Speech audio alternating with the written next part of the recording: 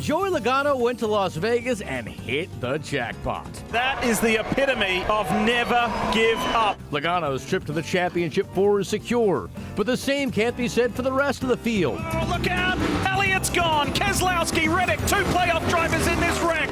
And so this week in Miami, you're never safe in this deal. It's gonna get hot. Oh, the 5 into the water. South Beach isn't the only thing bringing the heat. Around the Track starts now.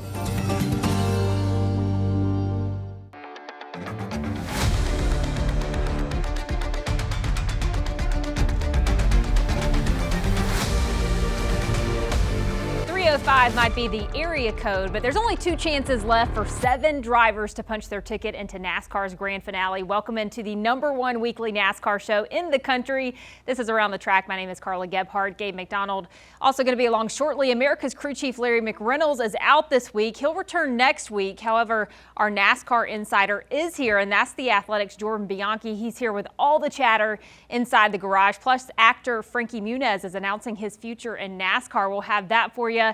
So for now, let's not waste any time and let's go ahead and drop this green flag, because Trackhouse Racing co-owner Pitbull probably says this best: there ain't nothing like Miami's heat, and today the heat is going to come in the form of pressure getting turned up for everyone not named Joey Logano. This is a favorite track amongst drivers, not because they're in one of America's social destinations. That's great, but it's because there are options all over this track to move around. Unlike other tracks, cars in any series can get better as the race goes on and those grooves get set. More than anything, I just really love Homestead, and we only get to go there once a year. You know, where a lot of the other intermediates, we go there twice a year. You know, Vegas, Kansas, Charlotte, I guess, is once a year. But Homestead, I wish we could go there a lot because I just love the track. But so yeah, I look forward to going there because, yeah, one, I love it. We're really, really fast there, and yeah, it's just a good track for us. Well, we just got out of the simulator today, so we just worked on our setup, and I feel like it's Homestead is honestly pretty similar to Darlington and also a little bit similar to Kansas. So I feel like we take a lot of things that we had in the car at those 2 tracks and try to improve them. Luckily, at both of those places, we were really fast. So just gotta keep working on the setup and the small details to be good at Homestead. So let's go ahead and do Miami Homestead by the numbers. This 1.5 mile asphalt track has a width of 55 feet. Passing here will come early and often, a steep 18 to 20 degrees banking in every single turn. And if you want to talk winners, look no further than Denny Hamlin, the man who's looking to punch his ticket into the title race. He has 3 wins here, the most of any active driver. And maybe you don't want to start from the pole this race because only 3 drivers have ever won from the front position. So what's Miami though without some palm trees? You got 1,005 of those line the course. Don't be shocked to see a flamingo or 2 either, just not on the track. And with that said, let's toss it to Gabe McDonald, who's got the track insider himself standing by.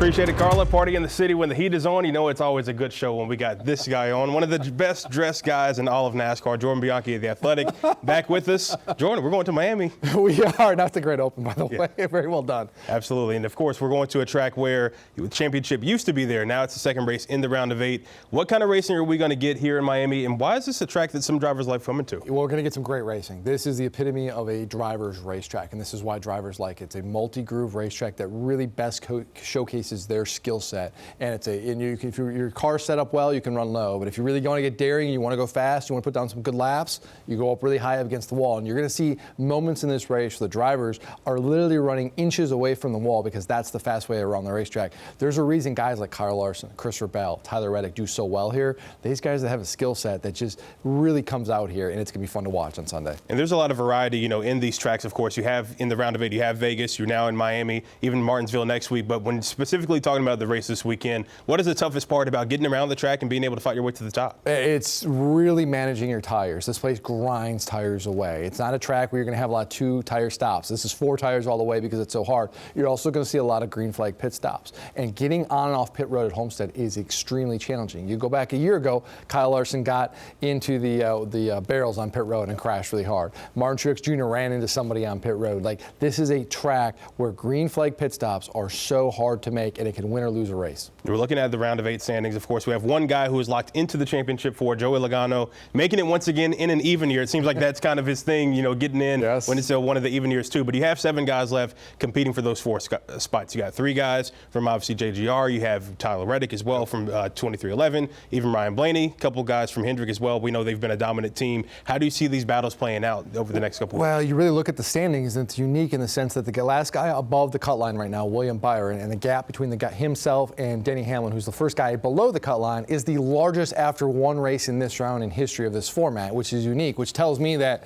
those guys below the cut line are really going to have their work cut out for them. It's going to be hard. I'm not saying they're necessarily all of them are in a must-win position. Denny Hamlin maybe could point his way in, but it's going to be really hard for those guys to move on without a winning in one of these next 2 races, which really puts an onus on them, which means they have to be mistake-free and honestly have to be really aggressive. And when you look at all the teams that have cars alive, would you say that Hendrick has the advantage? I mean, we know they've been, kind of the golden star of NASCAR for so long. Do you think they have the advantage with these cars left? Yeah, I mean, you do. Look at team-wide right now. Chase Elliott's running well. I know he had crashed last week. William Byron keeps knocking out great finishes. Alex Bowman, even though he's not in the playoffs, is running well. And then Kyle Larson's Kyle Larson. So team-wide, Hendrick right now is on another level. Joe Gibbs Racing's fast, but they don't have the same level of speed. They really honestly haven't had a lot of wins to their credit. You go back, it's since late June since they last won a race. Now, Christopher Bell is doing great things. He should have won a week ago in Las Vegas and didn't. But team-wide, they just don't have that same consistency or team-level-wide level of success, and that's kind of hindering them now, and that's why Hendrick is so good. You mentioned Bell real quick. Do you think he's a lock to make the championship for? I think as long as the wheels stay on the car and he doesn't hit the wall the next 2 weeks and finishes in a decent spot, he's in a really good spot. I mean, he's going to 2 racetracks. He won it last year at Miami. He's won at Martinsville before. He's got such a good point lead. I mean, he could really come out of Miami if he has a great day, even if he doesn't win, essentially locked up a spot. I'm not saying he's a lock, but I think he's pretty good. And it's been a pretty up and down year for Ryan Blaney, the defending champion. How do you see him being able to fare this weekend, possibly getting a checkered flag and locking himself into the championship? I think him winning at Miami is going to be tough. It's not a track he's won at before. Track he runs well at, but I don't know if he's got race-winning speed in that car. But I think if you can go there and run well, it really sets yourself up well for Martinsville. He went to Martinsville a year ago in a must-win position, went there, got the W, and left there, and then went on to win the championship. I think Martinsville, where his playoff is really going to reside. If he's going to move on to the championship, it's going to be because he runs well. It probably wins at Martinsville. And, of course, we all love the 305. But for you specifically, what do you enjoy the most about making this trip for the race? I mean, the way I dress fits in down in Miami, so it's perfect. People don't look at me funny the way I dress down there. I come with no socks and shoes, and everyone's like, hey, you fit right in. It's perfect. Are we going to see a beret this weekend? Maybe. It just might. One of the best dressed men in all of NASCAR, Jordan Bianchi. Appreciate the time. Got a lot more coming up on Around the Track. I'm super excited to drive the number 33 Rayon Brothers Racing More Core Diamond Drilling Ford F-150. Well, he's got the lingo down for those post-race interviews, but how did actor Frankie Muniz get into racing? You'll hear from him and his plans for the 2025 NASCAR season and Garage Confidential next. And Kevin Harvick is back in NASCAR, but it's not in the Cup Series or the Xfinity Series. Where is the future Hall of Famer headed? Details on that are on the way, and 2 guys who are racing for a Cup Series championship are still waiting to see what's coming from a lawsuit that pits one of the most popular drivers against NASCAR. We'll figure out what all that means when Around the Track continues.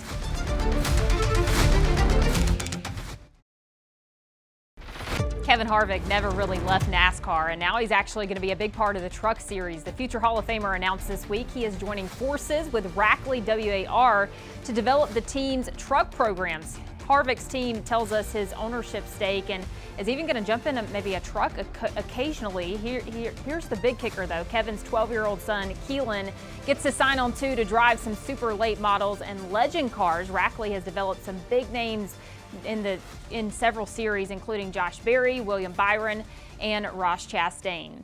And an injustice is undone officially. NASCAR announcing this week that Bobby Allison is now the official winner of the 1971 Cup Series race at Bowman Gray Stadium, a race that Allison won, but NASCAR never really declared a winner based on some questionable calls of the format at the time, and that now gives Allison his 85th win, putting him 4th on the all-times win list ahead of Darrell Waltrip, who he was tied with before at 84 wins. And you probably know him best for his lead role in Malcolm in the Middle, or maybe even for being the drummer in the rock band King's Foil. But what you may not know is that Frankie Muniz was a race fan well before he became a Hollywood star, and now he's turning it into a full-time gig in 2025. He sat down with us in this week's Garage Confidential.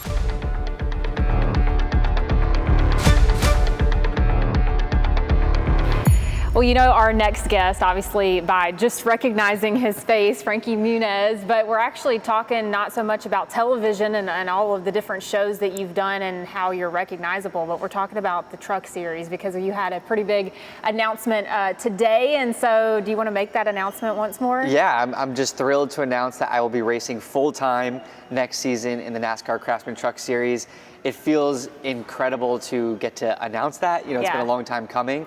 I'm super excited to drive the number 33 Rayon Brothers Racing more core diamond drilling Ford F-150. It's going to be a blast, and just to have the continuity of knowing where I'm going to be every week, and I'm thrilled for that. I think we're going to have a really fun year. Does this feel like a long time coming, or does it feel like the perfect time for you? A little bit of both. I mean, I started racing 20 years ago in 2004. Right. I did the Pro Celebrity Race in Long Beach, and I won that, and that's where I really caught the bug, and got hurt in 2009. Broke my back, pins in my hand, the whole nine, and took a long time to heal. So I took a very long break, didn't race anything until last year. I decided, you know what, I'm not getting any younger. I feel like I have a lot of unfinished business in the racing world, and if I'm going to do it, I need to do it now, but I want to go NASCAR racing. So signed up for ARCA, and really went in completely blind to what the experience would be like, but we had a good amount of success, and I loved every minute of it, and you know, here we are moving up. So in a sense, I feel like it happened really fast because I haven't been in the stock car world for a long time, but I'm working hard to play catch up and be fast on track. And everybody does know you from Malcolm in the Middle. You've done many different movies, many different shows out there, and I'm sure race fans too, automatically, that's probably one of the first things that they bring up to you. Do you get tired of that? Do you kind of embrace it? Like, what's the proper way to do that? You know, it's funny, my whole life I've been recognized basically from the show. Yeah. What is really interesting is I've always had people come up and say, hey, I love your show, or this and that. But now I have so many people who come to me and go, I've been following your racing. I love it. I'm rooting for you. And that's like probably the greatest feeling in the world. You know what I mean? The fact that people are starting to accept the fact that I am a race car driver. Not that I need them to see me as a race car driver before an actor. It's just, this is what I'm doing right now. And I'm committed to it, and I'm putting in all the time and effort, you know, just as much, if not more than anybody else, to try to be the best that I can be, and hopefully we can prove that on track. What do you like about your story? Because a lot of times in racing, you know, it's like you grow up in racing, right? And it's a lot of these younger guys, you kind of are flipping the script a bit and going after a new dream, especially after you've accomplished so much in your career. Like, does it inspire you to kind of sit back and think about that a little bit?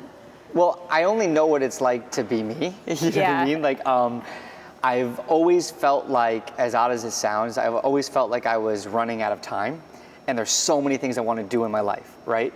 So I learned at a young age that with hard work and determination and dedication, you know, you can do great things. But I want to look back at my life and feel like I at least gave everything I ever dreamed of an opportunity, a try, like a real try. You know, I say I don't really have hobbies, you know what I mean? Yeah. I'm not that sort of personality. I either like commit fully or like I don't do it. Yeah. I don't got time to be mediocre, you know what I mean? So I want to make my family happy. You know, I want to be an inspiration for my son. And that was a big reason why I came back racing as well. Just the thought of like, I didn't want him to grow up with me saying, oh, Daddy used to do this, or I used to do that. Like, come watch this thing I used to do.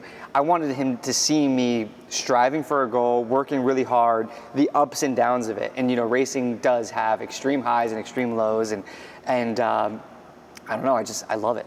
I'm thrilled to be doing it. Yeah, I love that. And you mentioned you're a dad, you're a husband, now a race car driver in the truck series. We look forward to watching you next season. I can't wait. Thank you so much. Thanks again to Frankie for the time. Gabe McDonald back with Jordan Bianchi of The Athletic. Jordan, a lot of big happenings over the past few weeks involving the antitrust lawsuit that was brought forth by 2311 Racing and Front Row Motorsports. We know there was an injunction last week. What's the latest? We hear there's probably a lot of big dates coming up involving this. Yeah, the first court date is going to be November 4th, which is the day after the Martinsville race, and it's going to be interesting to see how this shakes out. I mean, for those who don't know, the charter system is basically NASCAR's version of a franchise, and you have a charter, you're basically guaranteed certain revenue streams throughout the course of the year. The lawsuit is alleging that NASCAR operates in a monopolistic, bully ways, and they try to force the teams to sign an unfair deal. Now, is that private business or is it monopoly? It depends on the side of the fence you're sitting on. It's going to be interesting to see how this shakes out, because say the Front Row and 2311 win this lawsuit, it could theoretically change NASCAR as we know it, and which has operated in 76 years in a very straightforward manner of this is how we do business, and we don't really operate different from that. And if the teams win that lawsuit, it's going to change everything. But if NASCAR wins, it's going to reassert their authority. How do you see this impacting some playoff drivers who this, impacts, just, right there on the head? I mean, you have Denny Hamlin, a co-owner of 2311, and Tyler Reddick, who won the regular season championship. Yeah, honestly, I don't think it's going to be any impact. I mean, Denny Hamlin's really good at kind of pushing aside any off-track distractions. And for the Tyler Reddick side of things, Denny Hamlin has said, we have told the team emphatically, we're not going anywhere. We're still going to be here one way or another, no matter how this lawsuit shakes out. So they're actually looking to add people. They're going to expand next year. So there should be no impact on the team. There is nobody racing for their jobs or looking over their shoulder or anything. Now, that's easier said than done, but I think in the grand scheme of things, it's going to be fine. Interesting thing, though, is if Denny Hamlin or Tyler Reddick wins the championship, could be for a very interesting celebration in Phoenix when that championship trophy is handed out. We'll definitely see how that shakes out for sure. Jordan Bianchi, appreciate it. Carla, back to you. Thanks, guys. Well, what a wild week in the Xfinity Series it was after A.J. Allmendinger clinched his spot in the championship. The standings saw a huge shakeup. Coming up, we'll show you who's still in it, who's changing teams next season, and which driver is stepping into the ring. What? That's right. More ATT next.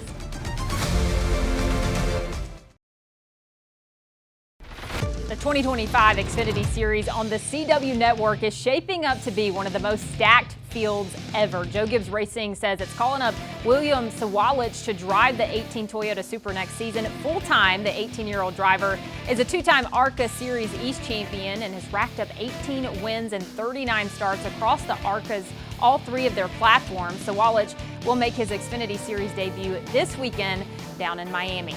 And that's not the only Xfinity team announcing plans for next season this week. One of the series' most gritty drivers, Ryan Ellis, is leaving Alpha Prime for DGM Racing. Now, this wasn't an easy decision for Ryan, as the current driver of the 43 is good friends with Alpha Prime owner and racer himself, Tommy Joe Martins. Ellis has made over 150 starts in NASCAR and has raced exclusively in the Xfinity Series the last 3 years. And staying in the Xfinity Series, what a shocker we got last week out in Vegas. A.J. Allmendinger rolled the dice and now has secured Colleague Racing a championship 4 appearance. So where does that leave the rest of the field going into Miami? Well, let's go ahead and take a look. Allmendinger is, of course, in. He can coast in Miami and in Martinsville. His only objective now is to be the highest finishing playoff driver at Phoenix. Justin Allgaier is 32 points above the cut line, pending a meltdown. He's probably sitting pretty. Defending champion Cole Custer is 18 clear of the cut, while Chandler Smith is barely above it. He's currently in the final points transfer spot. Austin Hill and Jesse Love are within striking distance, but on the outside looking in, as is Sam Mayer and Sammy Smith. With only 2 races left, it's all up for grabs. I wouldn't say it really changes us very much, but at the end of the day, there are really 8 really competitive teams that are going for 4 spots. So it's going to be tough no matter what. I mean, this round's always tough. I mean, with how competitive the teams are in it. So you really have to, it's very easy to get too much this round and make a mistake. And you just have to make sure you just maximize your day and don't put yourself in that situation where you're in a must win. Cole Custer is doing a little bit more than driving this week. The Xfinity Series champion was on WWE NXT on the CW Network. He helped Tank Ledger and Hank Walker win a tag team match and then got to dance with Lola Vice after. Custer isn't done with the world of wrestling yet either. He'll drive a brand new NXT themed car this weekend in Miami, featuring all of the brand's champions, including Trick Williams and Roxanne Perez. You might be wondering what his next move and his finishing move would be called. Well, Denny may have the most active wins at Miami, but will he burn it down at the finish line? Vegas has him high on their odds boards, but do any of us have him winning it? Victory Lane locks are next. He won the first race of the year, the Daytona 500, and now he's going to try to win the last one and bring another title to Hendrick Motorsports. But first, he's bringing his talents here on Around the Track. William Byron will be in Garage Confidential next week ahead of Martinsville. Check your local listings to where you can see ATT on your local Nexstar stations. Gabe? Appreciate it, Carla. Okay, Jordan, the time has come. Time to give your Victory Lane lock. Who do you like to win this weekend at Homestead? Anytime you go to Miami Homestead, you always pick Kyle Larson. This is a driver's track. There's no one more skilled than Larson. He loves this track, has a lot of success here. He is going to win and lock himself in the championship for. All right, I'm going with the guy that we talked about earlier. Give me Christopher Bell, the winner of last year's race at Homestead. Obviously, should have got a checkered flag last week. It didn't go his way, but I think he bounces back, has a lot of momentum going in. I like him to get it done and lock himself into the championship for. So we'll see if one of our guys can get a checkered flag this weekend. Carla, who do you have this weekend? Thanks, guys. Well, since you two took the last two winners here at the track, I'll track back to 2021, where William Byron took the checkered flag. That's my pick, and that's going to do it for us on Around the Track this week. Be sure to enjoy the race down in Miami.